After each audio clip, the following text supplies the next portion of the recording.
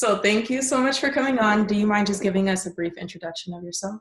No problem. Thank you for having me. So I'm Jamie Kowlessar, born and raised in Brooklyn, New York, have lived there for a majority of my life, moved to Dallas, Texas in 2013. So I'm roughly going on my 8th year. I am the lead pastor of the City Temple Seventh-day Adventist Church in Dallas, Texas.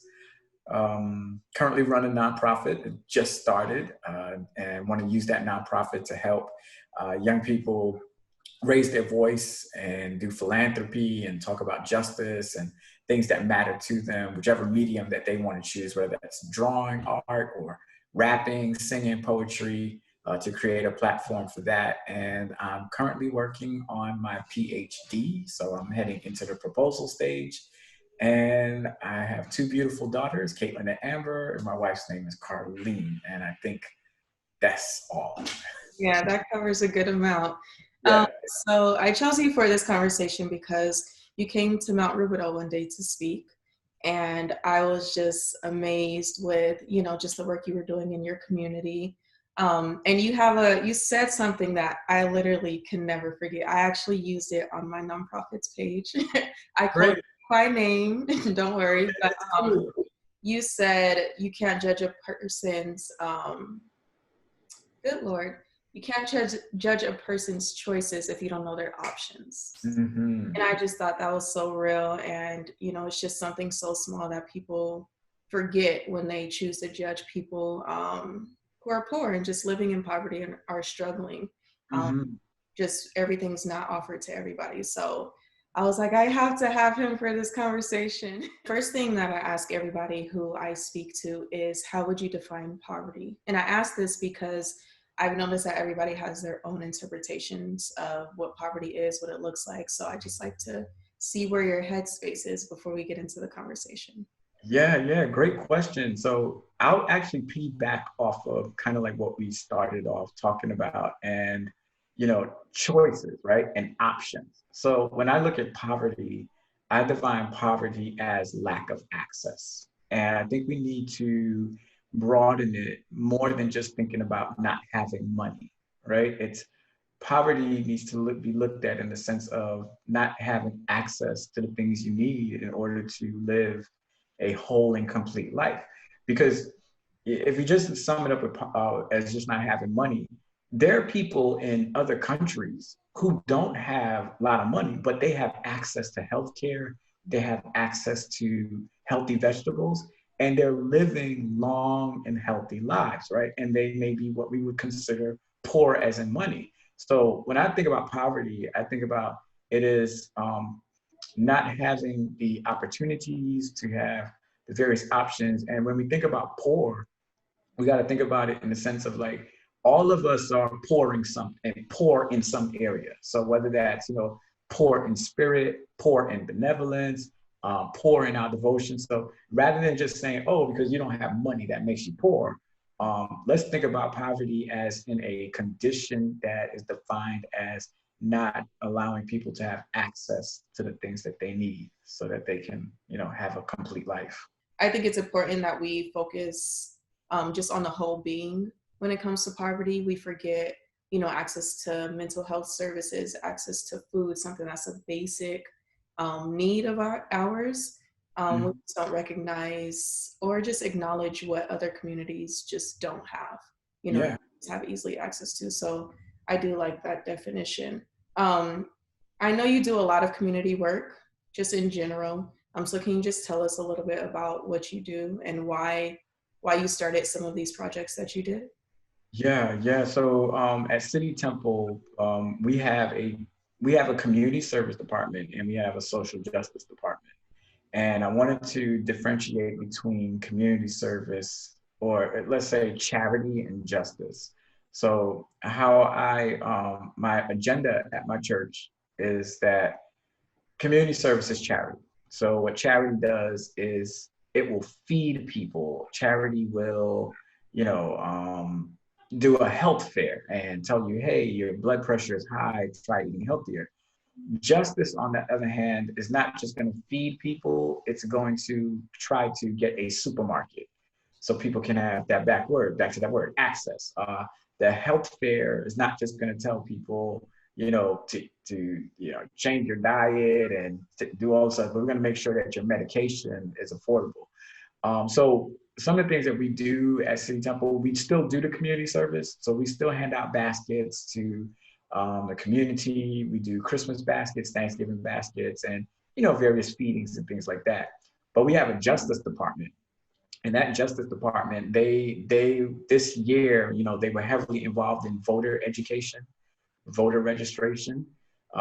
They're also involved in canvassing the neighborhood to talk about affordable housing and what does that look like, and how do we how do we fight against property taxes increasing. We get heavily involved in social justice. That means going down to city council meetings. That means looking at data. That means doing whatever we can to help change policies. And we believe that changing policies changes communities, which changes lives. So those are some of the things that we do at my church. I think that's interesting that you separated the two. I would have never thought to separate the two. For me, it's just all one. As far as like the work that I do, it just intertwines with each other. But I do see how important it is to separate the two, to acknowledge the differences between charity and social justice. Having those two different programs in your church, did that become an issue, or did you have any pushback when it comes to that? Because I know, especially the Adventist church, it's yeah. hard. 95% of my sermons, I put a social justice message in there. I'm always talking about something that's happening in the world, something that's happening in society, and I, try to bring the Bible, make it relevant to today, that there are answers to this. So yeah, I'm sure. Yeah, there was some pushback. There's some resistance. I still think that there's still some more work to do, but I would say that the church is gone. I think at least they have a knowledge of the gospel and social justice are one and the same. They're not two different things. Why was there anything specific that sparked the need for these programs in your church? Yeah, it started back in New York. My first assignment, I was the associate pastor at Ephesus SDA Church in Harlem. And I'll never forget this one evening, we would gather there for prayer meeting, and I was leading the prayer meeting. I was the associate pastor. And as we were gathered there for prayer meeting, this woman got up and gave her testimony. And she said that, pray for my son. The paint is chipping in the school. The textbooks are old, and I just want him to have a good quality education. And please pray for him.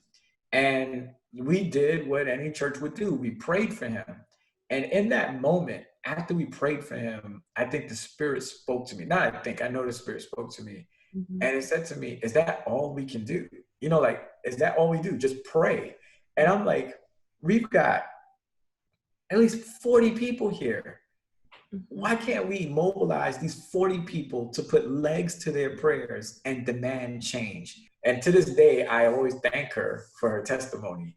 That's what shifted me to start making this a part of my ministry and my livelihood. What would you say to people, because it's not hard to make change like that, and there are just a lot of barriers. I know so Love Beyond Walls, I saw that you guys got a sync from Love Beyond Walls. So yes. I got a sync as well from them. And we put it out we contacted the city, tried to do it the proper way. It didn't necessarily work, so I just put it out and into a park that I always go to, and they came and took it. Yeah. So I was so frustrated because I'm like, and I would go to the park to refill it and to hand out like hygiene bags.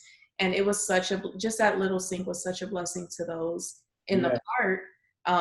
But the city took it because they did not want the homeless congregating in that area. Granted, they're there anyway. They don't leave, but right. The city just they say what they want to say. So what would you do? And then after that, I tried to contact the city, and it was just like, it's a lot of steps, and it's hard. So what would you say to people who don't believe that it's almost not possible to, you know, make change like that in their communities. Yeah, yeah. So I would say, to answer your question immediately, I'd say you need to read history. Look at all these civil rights leaders and what they did, and they were able to create change. Now, what I would say to someone, whoever's doing social justice, is that they need to know that it doesn't happen quick. It Mhm. is a process. It Mhm. is tiring. And that's why charity is much more favorable than doing justice, because charity is quick, Yeah. it's immediate, and it's public. You know, you can take pictures of it, you can feel good, but Yeah. justice, people are not gonna, it's a thankless job. People are not gonna know what you've done, but they'll feel the effects of it, right? So, like, if you change a policy and you get it voted wherever, people will feel the effects of it, but they don't know that you were actually a part of doing it. So it's one of those things that it's not for the faint at heart. Yeah. It's a slow process, but don't give up, because it can change. You know, you know, Rome wasn't built in a day, type of thing. Like, you have to keep on doing it. So, you know, and then also you're gonna get frustrated. So with the sinks, right? Like, you're gonna get frustrated, and that frustration is, you know, it does one or two things to people. It makes them want to give up, or it makes them want to fight even harder. Mhm. And, you know, I pray that, you know, to all everybody who's going to listen to this, that whoever's a social justice warrior, that, you know, um, pray that it makes you stronger. And then I also say, like, I always, when I do trainings and seminars on, you know, social justice, I tell people, take time to celebrate, take time to take a break, take Mhm. time to be like, hey, like, you put down that sink, celebrate that moment. Because when you're doing justice, it's so, because there's so much injustice, you can just keep going, going, going, and then you get burnt out. Yeah. So you have to take time to celebrate, take time to catch a breath, and then move on to the next thing. No, I think that's important that you talked about celebrating the wins. Hmm. Because I just know for me, like, I put this thing out and I'm like, what's next? I'm very much a box checker. And I think a lot of people doing this kind of stuff, our minds just go, like, what's next? We got to do something again. So I do think it's crucial. And because if you don't celebrate the wins, those losses are going to feel, I feel like, 10 times worse. That's right. So I definitely agree with you. What, as you were developing just your different programs in your church, are these things that you came up with yourself, or were there specific things that you saw were needed in your community? And how did you find out that these were needs? Yeah, yeah. Actually, thank you for that question, because that's a really good question. So when I first got there, I did what, and then I'm talking about City Temple. I did what most, and I'm speaking for myself, what most privileged people would do. They come into a community and they look around, they say, oh, we need to fix this. Mhm. So our first assignment that I got there was like, we need to fix the schools, because we looked at the numbers and the kids are failing. Set up a meeting with the community liaison, spoke to her and said, you know, how can we help fix the school? We want to make sure that these kids are getting the best education that they can and they graduate. Man, I got checked. She said, we have the greatest teachers. Because you think that kids are failing because they don't have good teachers. She said, we have the greatest teachers. She Yeah. said, the problem is this. She said that most of these kids don't have their parents.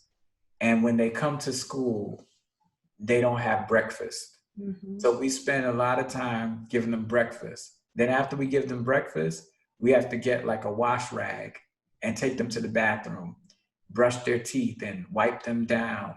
And then if we can, then we have to start teaching them, but they're already tired, so they're sleeping in class. So she said, Pastor, we don't need better teachers.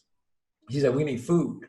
We need volunteers. We need people to be here. So that was my reality check. And that helped me learn what to do next. Mhm. So how we implemented our programs was we started having the community meetings inside of our church. And so we hosted the meetings and we sat there and we listened. We didn't, like, you know, go over the meeting. We sat at the back and we listened. Then Mhm. we started knocking on doors in the community and we saw what were the issues there.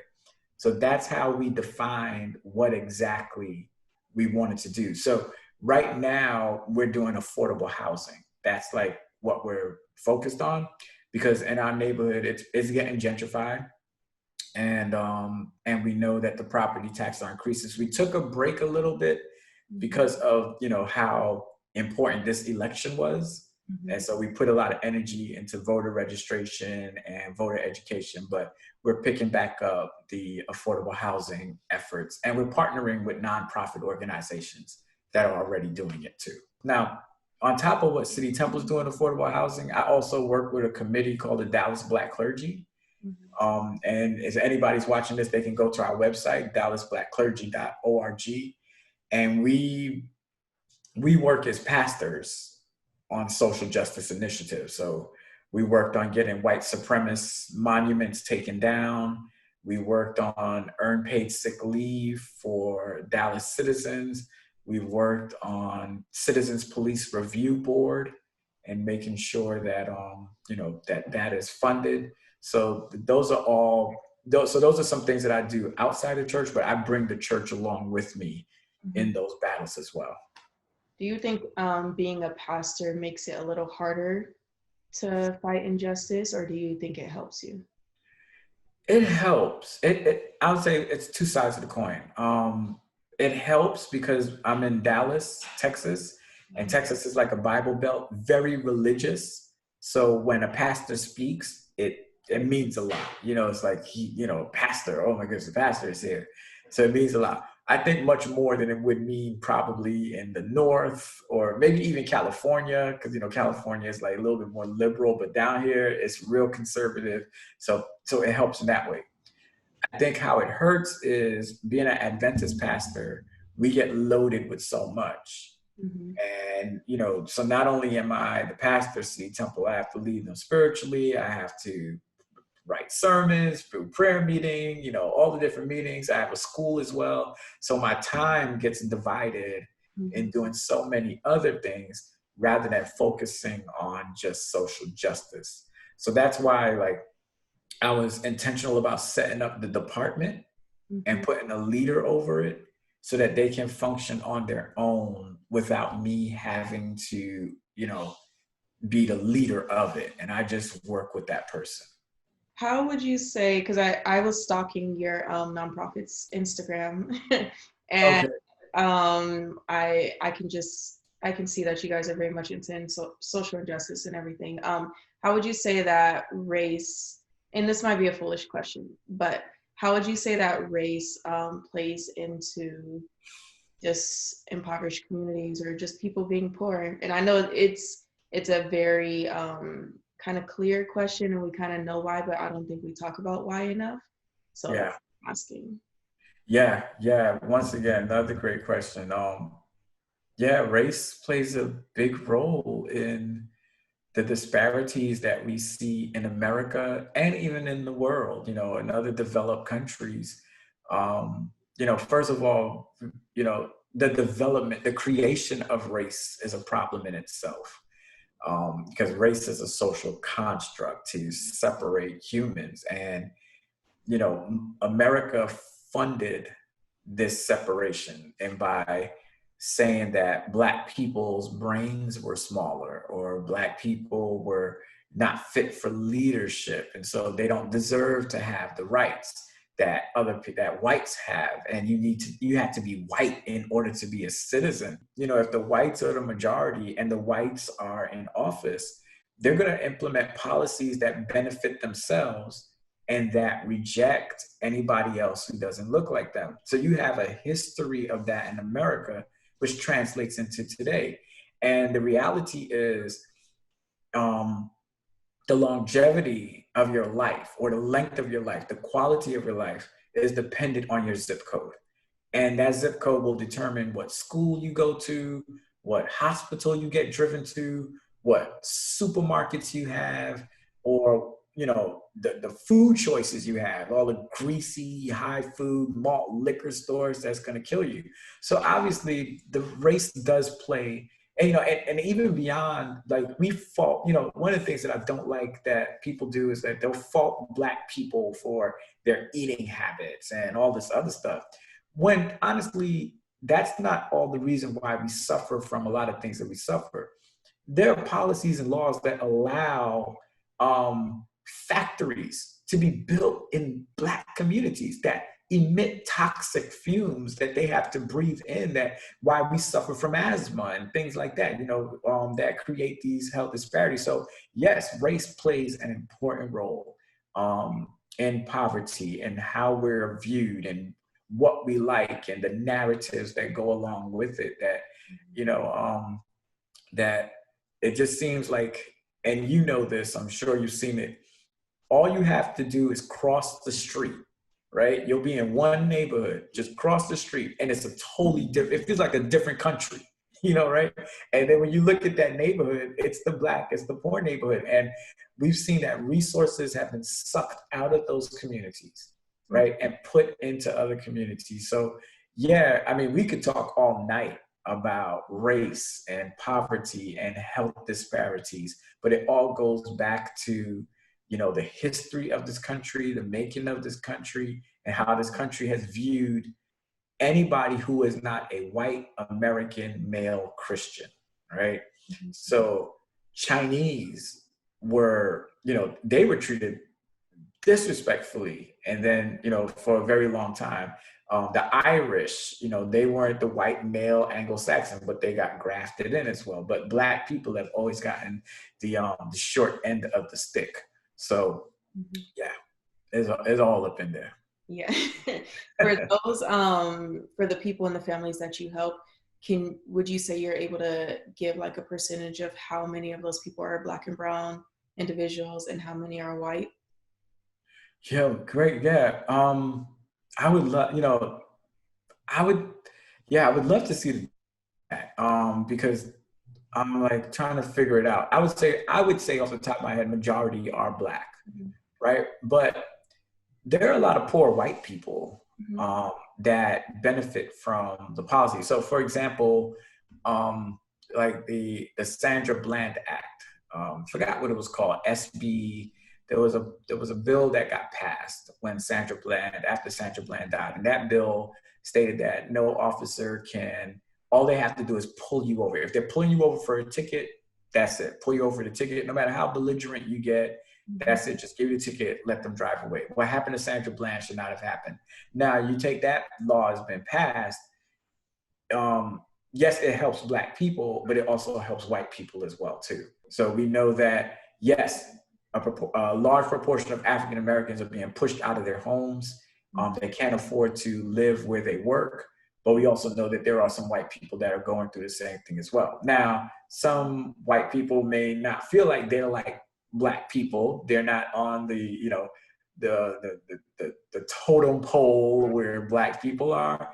And that's like the problem with race. And that's what the problem with Trump voters, right? A lot of his base have more in common with Black people than they do with Donald Trump himself. But they just don't want to, I guess they don't want to, associate themselves with that. So, truthfully, I'm probably some of the stuff that we've done have helped them as well get by.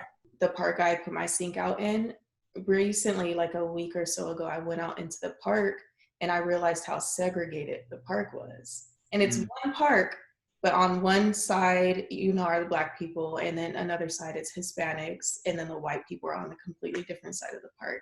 And I was just blown because I'm like, you guys are all out here, with very similar needs. We're serving all of you the same exact thing. And yet, and still, there's a big, I don't even know what to call it. It was just so segregated. It was just crazy. It was crazy. And so when you just said like white people don't like to admit or to acknowledge that they may be in the same situations as Black people, it just made me think of that. Yeah. Segregated they were, but they still didn't want to congregate with one another. Yeah. There's a good book that talks about that. It's called Strangers in Their Own Land.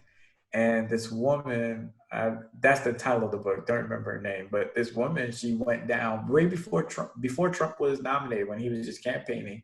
And she just wanted to understand how these whites in I think it was in New Orleans, in a very impoverished neighborhood, zip code, and why they were such big Trump supporters. And to her conclusion, she realized that he made them feel like he made them feel like what they think they should be important first. And she's like, but you're voting against all of the things that you need. You know, you're voting. You say you don't want government, but government is what's been giving you, welfare assistance. Government is what's been keeping a roof over your head. And they're just like, we don't care. We know Trump is our savior, and he will make us, as his quote, great again. So, yeah, interesting dynamic. Just doesn't make any sense to most people, but it's the world we live in right now, the country we live in. What do you think makes your nonprofit stand out from all the millions of nonprofits in the world? Basically, what do you think makes you guys different? How do you think you're making, different change? Yeah. Um, so I'll talk. So for the church perspective, City Temple, I think City Temple is one of, or or maybe the only Seventh Day Adventist church that has a social justice department. Like, it's in our reports. It is funded through the church. That it's one of the. I don't know if you find another church that has one, Adventist church. Please let me know, because we need to talk. But that's actually doing justice. So I think that's what makes it unique, and that's different. That is a part of who we are. Now, for my own personal nonprofit, Raise Your Voice. Um, what I'm trying to do with that is, I did a paper recently on the civil rights movement, and then there was something called the Black Arts Movement, and the two went hand in hand.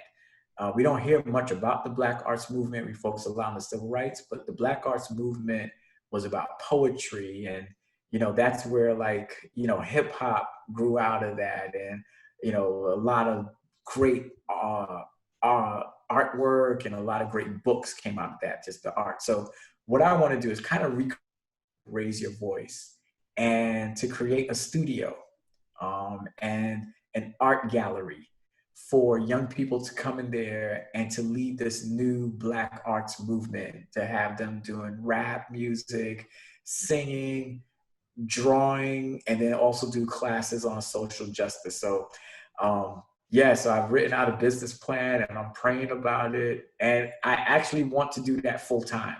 Like, I want to dedicate my life to raising up a new generation that's willing to raise their voice and create the music that goes with the movement, and to have a safe space for young people to do that. And no matter what the color is, but just to keep the arts alive. I think, as somebody said, everybody is born an artist. The trouble is staying one. That's pretty quiet. Definitely think that's important too, because we're in the age of social media and everything is just engrossed in social media. So to pull that out of these kids, and just to really get them outside of their phones, and to it'll get their minds working and moving, and they can learn from one another. And I think that's amazing. So I'm excited to see that happen. Yeah, thank you. Thank you. Yeah, I'm hoping it will happen soon, hopefully in 2021. Yeah.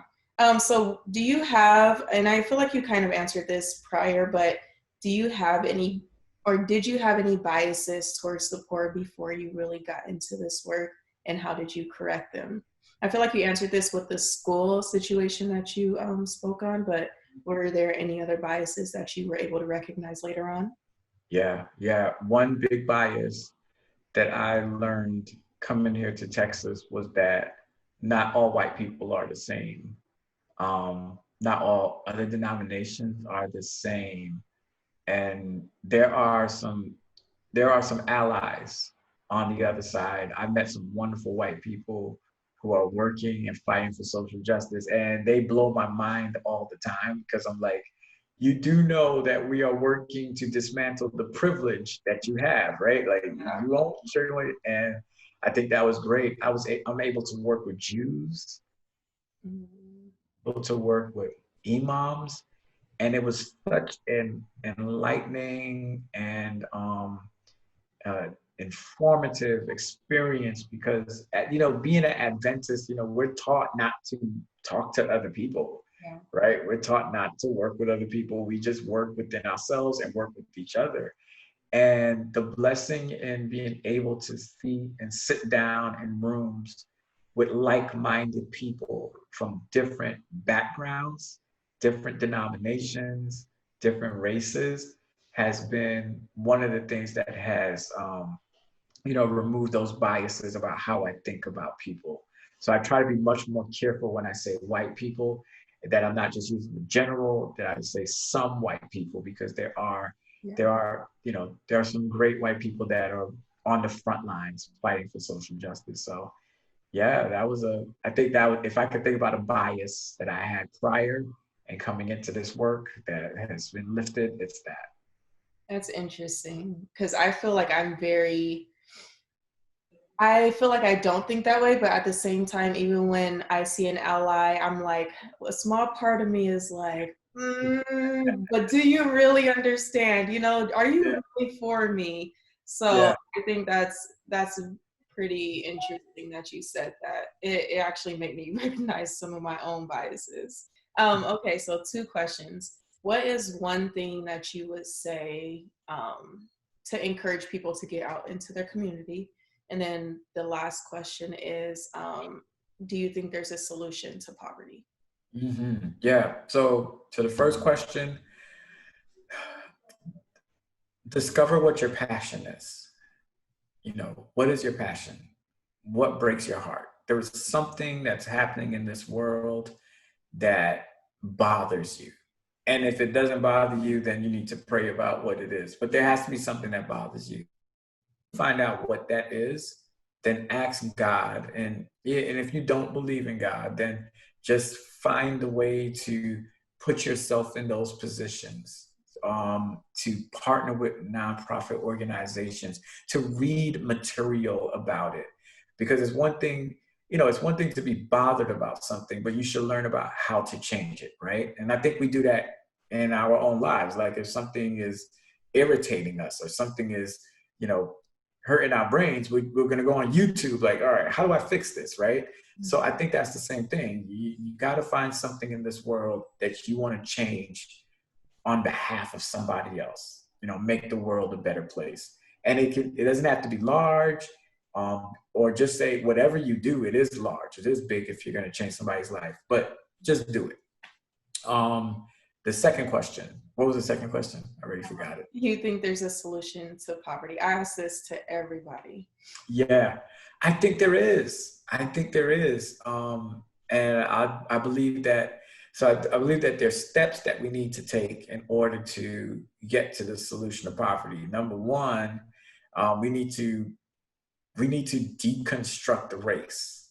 We need to have conversation about race and remove that, because God didn't create races, he created people, right? Race is a human construct that was developed to basically do what it's doing right now, to put one group on top and to put another group on the bottom. So I think once we start breaking those things down, it's kind of like you almost have to like dismantle America And build it back up again. Try and again. build it back up again, because it was built on the backs of slaves. And, that wealth that you see floating around. I mean, that's slave money, right? That's slave money that they built those homes and that infrastructure with. I was even been watching The Crown lately, and the Netflix show. The royal family was involved in years back. They had their hand in slavery, and that's how they built some of their wealth. They colonized so many countries. They were all over Africa. They were an empire. They had countries in Africa, countries in the West Indies, and that's how they built their wealth, by colonizing people. And there it goes, because black skin was seen as inferior to white skin. So there is a solution. And then I think also the easy, I think the way that we can begin to start dismantling it is by building relationships with each other, Mm-hmm. talking to each other, and finding ways to see that we are more similar than we are different. Mhm. And when we build relationships, because we really don't know people until we start talking to them and then we start hearing stories. So yes, I do believe that there is an answer to poverty. Um, and I do believe, and just by looking at other countries that are not as wealthy as America, that yeah, they may have some corrupt governments, but their people, some countries, they have better quality of life. You know, they can walk out, pick fruits, have vegetables growing.